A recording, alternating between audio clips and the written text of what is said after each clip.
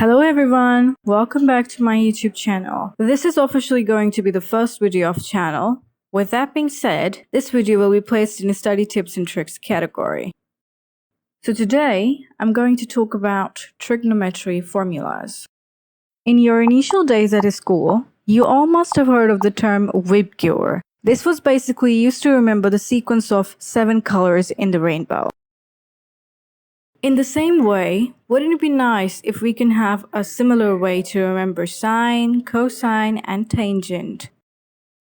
Well, there is one very famous barber saying that some people have curly brown hair, tinted, painted black. Have you noticed something? Let's take a right-angled triangle as an example. This has 3 main things: perpendicular, base, and hypotenuse. Now in the Bible is saying each initial word is telling about the components of each trigonometric formula. Some people have is sine equals perpendicular divided hypotenuse. Curly brown hair is cosine equals base divided hypotenuse. And tinted painted black is tangent equals perpendicular divided base. So now, instead of learning these formulas, always remember this saying.